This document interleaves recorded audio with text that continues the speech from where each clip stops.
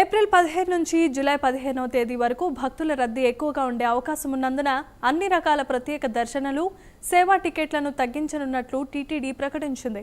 సామాన్య భక్తులకు అధిక ప్రాధాన్యత కల్పిస్తూ VIP, break, Srivani, tourism, quota, virtual సేవలు, 300 రూపాయల దర్శన టికెట్లు తగ్గించనున్నామని టీటీడీ చైర్మన్ వైవి సుబ్బారెడ్డి తెలిపారు. ఏప్రిల్ 1 నుండి నడక మార్గాల్లో ప్రయోగాత్మకంగా దివ్య దర్శనం టోకెన్లు జారీ చేస్తామని సుబ్బారెడ్డి వెల్లడించారు. బ్రేక్ దర్శనాలకు సిఫారసు లేఖలు తగ్గించాలని విఐపీలకు విజ్ఞప్తి చేశారు. ఏప్రిల్ 1 నుంచి ప్రయోగాత్మకంగా ఈ స్వామివారి నడక మార్గాన్ని వచ్చే భక్తులకి ఇక్కడ అలిపిరి నుంచి వచ్చే భక్తులు 10,000 మంది, శ్రీవారిమెట్ నుంచి వచ్చే వాళ్ళకి 10,000 మంది, 5,000 మందికి సర్వ దివ్య దర్శనం టోకన్లు ఇచ్చే కార్యక్రమం జరుగుతుంది.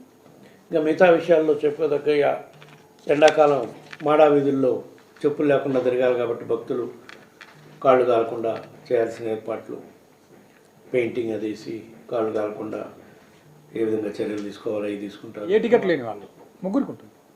సిఫార్సుల వరకు తగ్గించుకోవాలని విఐపీలను అన్నీ కోరుతున్నాం. రద్దు చేయాలా లేదా అనేది రాబోయే రద్దీని బట్టి we will take a call. అవసరం అనుకుంటే రద్దు చేసేదాన్ని కూడా ఆలోచిస్తాం.